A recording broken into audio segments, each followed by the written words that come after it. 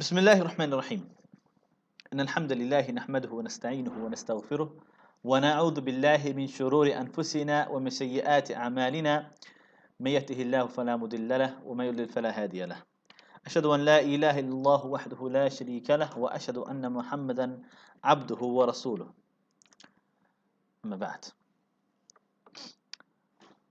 Allah subhanahu wa ta'ala informed us about the attribute of man. The attribute of man, I mean mankind, of having concern. Al-ham. Okay? And al-ham is not the same as al-gham. Al-gham is known as the sorrow and despair. Okay? So al-gham, the sorrow and despair, when somebody, he's given up. You know, he's given up. He's finished. It's all finished. Nothing I can do. I'm never going to come back. And this is the trick of shaitan that he plays upon the sinner.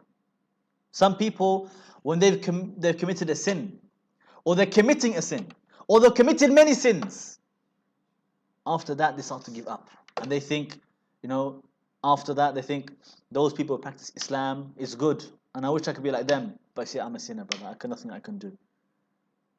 So he's given up. He thinks there's no way for me to come back. There's no way I can ever be a good person. I'm a bad person. That despair, thinking that there's no way out for him, Allah will never forgive him, he gives up all hope, that is very serious. It could even be kufr. If he really despairs in the mercy of Allah, it's kufr akbar, will take a person out of the fold of Islam. Okay? But it will lead the person to remain in his misguidance and prevent him from coming to the piety and the taqwa. Al-ham is different. Okay? Al-ham is different. It is the concern that you are worried about something. You're concerned about whether you can fulfill something, you can achieve something, whether you are good enough for something. But without to despair in Allah subhanahu wa ta'ala. And this is be mentioned by the Salaf. They used to say that the one who did not have concern about the Muslims, he said, Man asbaha wa lam yahtam bi amri al-muslimin falaysa minhum. The Salaf, they used to say that whoever wakes up and he was not concerned about the affairs of the Muslims, he's not one of them. He's not one of them. Okay? This is where the companions, the Salaf, the Tabi'een, they used to see the matter. They understood the unity of the Muslims. What happens to a Muslim is happening to me. And this is based upon certain evidences, like the Prophet ﷺ, he said, the example of the believers in their love and mercy for each other is that they are like one body. If one part feels pain, the entire body is sleepless, has fever because of the pain. Or he said, his whole body will rush to help it. That's the way your body is. If you stub your toe, it's not just your toe that hurts. It's your face is going to have frown on it. You're going to be jumping up and down, looking to what you can do, holding your foot with your hands. You're going to find somewhere to sit down. Not only that, you're going to be worried about what to do. You can't do anything. You can't function. Why? Because of the pain in just one part of your body. That's the way the Muslim is. If your body did not have concern about its parts, then it would not be one body. It's not the same if somebody else stubs their toe. It's not the same as if you stub your own toe. And the Muslim Ummah, they're like this. When somebody is in pain in Burma, we feel the pain here. When somebody is in pain in Syria, we feel the pain here. When our Muslim brothers and sisters are being bombed and killed by drones in Iraq and in Syria by a bunch of kuffar, they see it, that's me being bombed. It's my children being bombed. My brothers and sisters being bombed. You think that person could ever stand with that coalition? You ever think they could ever help those drones and say, yeah, I'll show you where to bomb? You never do that. You never help somebody cut off your own toe. So you're never going to be able to allow yourself to do that. The Muslim concerned will have that concern. What is happening to my ummah? What is happening to the Muslims? Sometimes that concern will be more for them than his own self. He'll be more concerned about their lives than he is about his own life. That's the way the Muslim is supposed to be. The other hadith, the Prophet ﷺ said, the example of the believer is like one building, each part supporting the other parts. A roof doesn't stand based upon one pillar. All the pillars are holding up the roof together. This is why the believers, they support each other, help each other. So they will always have that concern. He'll wake up in the morning thinking, what is happening to my Muslims? Some people know. They're concerned about what is happening to me. Some people are just selfish. They wake up in the morning, is what am I having for breakfast? They go to work and said, what's my boss going to say to me? Am I going to lose my job? All he cares about is him. How am I going to spend my money?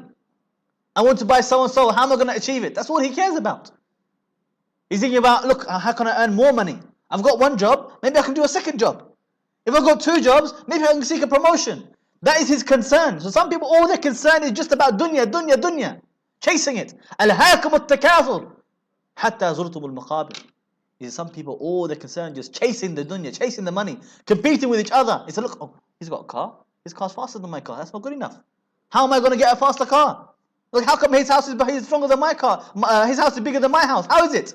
All his concerns about this, competing with each other. He's got 2 children. I need to have 3. That competing until he dies. His whole life spent in that until his grave. And in the grave, he's going to regret it. Because in the grave, there'll be the shouting of the grave is known. The one who is always concerned about the dunya, he'll be shouting in the grave, oh my wife, oh my children, oh my wealth. Because he can't take anything with him. But the one whose concern was for the hereafter, he will enter the grave saying, La ilaha illallah. That is his qawl al-thabit, the firm saying. Because his whole life, he wasn't concerned about the dunya. He was concerned about the hereafter. So he knows what to say at that time. Well, the one who his entire life is concerned about the dunya, you think on the last moment, he's going to be thinking about La ilaha illallah? You know, people, they say, look, as long as my last saying is La ilaha illallah, I'll go to Jannah. So it doesn't matter what I do. So let me enjoy my life. Then on the last moment before I die, I'll say La ilaha illallah. You know those people? When the last moment comes, the last thing that they can think of to say is La ilaha illallah. No? The last thing you can say. And there's real cases like this. Real cases where people, when it comes to the last moment, they're about to die, all they can think about is all the dunya that they've been piling up. So what's going to happen to all of that? You think, look, what am I going to do now? Look, make sure so-and-so gets this part of my wealth. Make sure, make sure they don't get this. I don't want them to get away with my money. All he cares about is that. He can't think of it. He can't think of just to say, look, I'm going to go to the grave now. I'm going to have to face Allah. So the concern is very serious. There are 2 types of concern. Al-humum al-shar'iyya wal-humum al-khabitha. The divine, shar'i concerns and the evil concerns. Okay? The good concerns, there are 3 types. There are 3 types of divine, sharia, good concerns. The first one, the concern of the da'i about the da'wah. Okay? And we'll look to the evidences for this as well. All of the anbiya had this concern. All of the anbiya would come with this concern of how can I give da'wah? How can I carry that da'wah? How can I make sure everybody heard my message? How can I make sure nobody missed what I had to say? How can I make sure that I've conveyed everything? Didn't miss anything? And I'll come back to it inshallah. The second concern is the concerns about the ibadat, the worship. The one's always concerned, is my salah done correctly? Is my salah valid? Is my fast valid? That's why you always get questions. People ask you all the time questions. They'll wake me up at 2 in the morning with a phone call. Say, Sheikh, is my fast valid? I did so-and-so, I did so-and-so. You see the person concerned, he's worried. What if it's going to be wrong? And what if my fast is wasted? They're so concerned about it. Somebody had a big problem all of a sudden. Sheikh, what do I do? I joined the salah late and this happened and that happened. Is my salah valid? Do I need to repeat my salah? I need to know now because I'm going to Maghrib soon. I need to pray. You see how the concern is not going to let up. And anybody who prays, they have that. They've always got that concern about, am I going to make it?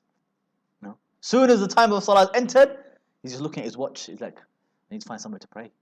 You know, so if you just feel restless, some people, even their own character, they changes at that time. Usually they're calm and relaxed. They become edgy. They become like, very like they might snap at you, become a bit snappy at you. Why? Because look, he always wants to pray. What do you mean you want to go to the shop? We don't have time for the shop. We want to go shopping now. What has he prayed? It's relaxed. Yeah, all the concerns gone. You want to go shopping? Alhamdulillah. No? It's completely different. So the one who's concerned about the ibadah, wants to make sure it's done correctly, it's valid, doesn't want it to be wasted.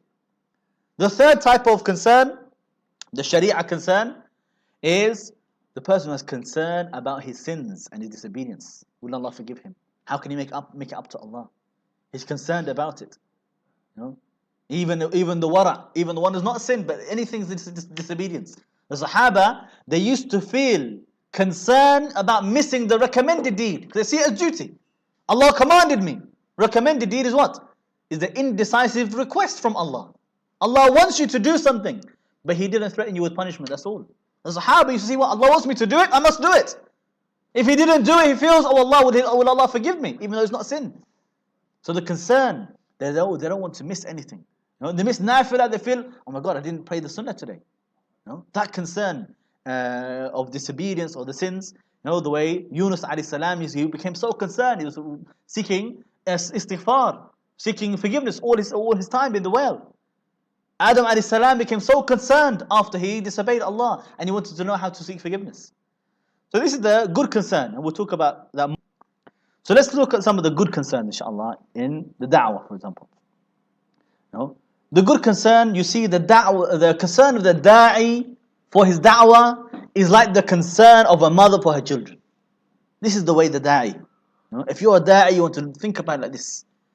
The way the mother is concerned about her children, have they eaten? Do they have nourishment? Do they have everything they need? Is there anything that the child has pain or danger? She will rush to protect him. She will rush to make sure that he has everything he needs. Not only that, she wants to think about, look, how is he going to grow up? How is she going to grow up, this child? Is he going to have the right adab, the right etiquette? Is he going to have the good, righteous deeds? They're going to be good people or going to be bad people? This is the way the da'i has concern about the people. It's not just that his concern is that, how can I make a name for myself? I want to be the famous da'i, the one that has a million likes and a million retweets and followers on Twitter, and then that's me done, alhamdulillah. Some people like that. Some people, they say to you, brother, how can you criticize me? Do you know I got 1 million likes on so video? So who cares? Well, what difference does that make? What difference is that? His concern is not about how popular he can become. Not about how much people will like him or dislike him.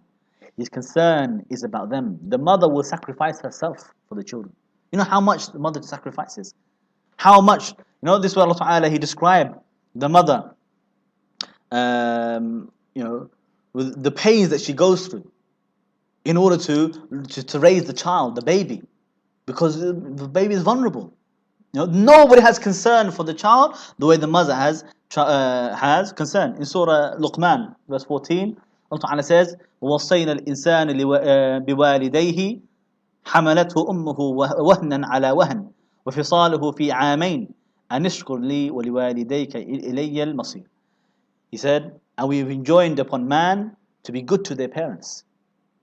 Of pain after pain his mother bared him. Meaning his mother was what? She carried him in her own womb. 9 months. Pain she faced through all of that. And then what she had to go through for delivery. Then that wasn't enough. For 2 years, she continued to suckle him, look after him, carry him, wash him, everything. That time, you cannot do anything yourself. Your mother did everything. Gave up her sleep, gave up her health, gave up her time. You know how tired, exhausted my mother becomes? All for our concern to make sure the baby had everything he needs. This is the way the da'i, he exhausts himself. He exhausts himself. Gives up his own life, his own health, his own time, his own pain, his own sleep, to make sure the people around him, they've been brought up correctly. They've been nurtured correctly. That they're not on misguidance. He's worried if any misguidance were to reach them, he wants to be there to correct it. Okay? The da'i should always have in his mind. Sometimes we talk about very controversial things. Not because we just want to be controversial. No. Not just because we want to have, big impact or confrontation with anybody. No. Because when the people have become confused about something matter to do with the deen, it's your duty as the da'i to explain it to them. You're the one who knows, and they don't know. If you don't tell them and you sit there by yourself and say, no, I'm just, nothing to do with me. You don't have that concern for the da'wah. How are they supposed to know? They're going to carry on in their misguidance, and you'll sit there with your guidance inside yourself, and you don't tell them. That's not the da'i. That's what the Jews and Christians did, and Allah condemned them because of that. They innovated in the deen, exaggerated in the deen. That monastery, the celibacy, they said, look, we're going to go out in the mountain, we'll worship Allah, ourselves in this monastery, we won't leave, we won't mix with those people, they're all sinners, those people that are misguided, they don't have any knowledge. We have the knowledge, we're going to take it to the mountain, we're going to die there alone. And that's how the deen died. Why? Because those people who knew the truth, they died alone in the mountain. And they refused to got married, they didn't even have children. So they became celibates. And they took their own knowledge and hid themselves away. So when they died, the haqq died with them. And all that was left was the falsehood and the misguidance among the ignorant masses. That's how the Jews and Christians, they left their own deen. That's how they became misguided. And the Muslim da'i, his concern should be, I will never allow that to happen to my ummah. I will never allow that to happen to the Muslims. If I see misguidance somewhere, I have to counter it. I have to fight it with the haqq. That's how Allah said, قُلْ جَاءَ الْحَقُّ وَزَهَقَ الْبَاطِلِ. The truth has come and the falsehood has vanished. If the haqq never comes, how's the falsehood going to vanish? The falsehood vanishes because the haqq rises to defeat it. So the da'i that has the haqq in your heart, your concern should be, how can I take this to meet the falsehood wherever it is? Even if I'm going to face trouble, even if my parents don't like me, parents become angry with me, like Ibrahim alayhi salam. He was so concerned about his father and his people, even though his father was angry with him. You know what his father used to say to him? He used to say, look, if you don't stop what you're saying, I'm going to stone you. I'm going to throw you out. This was the father of Ibrahim alayhi salam. But still he had concern for his father. He said, maybe Allah will guide him. I hope Allah will guide him. And his people. The people never listened to him. He could have just run away and said, leave it, forget it. What have you done for me? Why should I stick around and save you? No, he didn't. He said, no, look, I have to show them. No matter what happens, I have to show them. So when they went away, he destroyed their idols, just to show them, just to debate with them, just to let the truth prevail. This is the da'i, always concerned of, look, if it hasn't worked now, I need to find a way to pass the message. They need to hear the truth. So this is the concern of the da'i. The way the concern of the Nabi, who will have concern for the people that they might believe, and have concern and to save them from the hellfire. Okay, to save them from the hellfire. In Surah Nuh. Okay, in Surah Nuh, Allah subhanahu wa ta'ala says,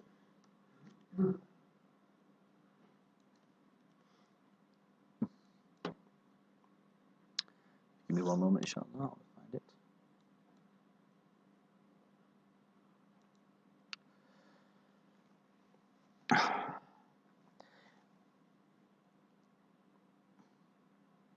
Surah Nuh, Allah Ta'ala said, إِنَّا أَرْسَلْنَا نُوحًا إِلَىٰ قَوْمِهِ أَنْ أَنذِرْ قَوْمَكَ مِنْ قَبْلِ أَنْ يَأْتِيَهُمْ عَذَابٌ أَلِيمٌ. He said, we sent Nuh to his people to warn his people before a severe punishment reaches them.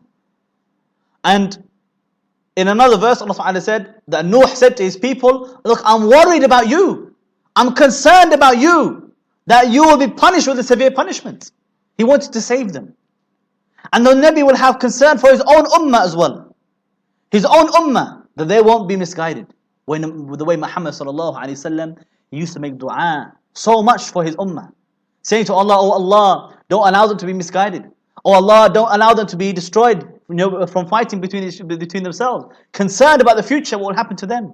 Oh Allah, don't make my grave a shrine to be worshipped like the people before. He was worried, what if my ummah becomes misguided after me?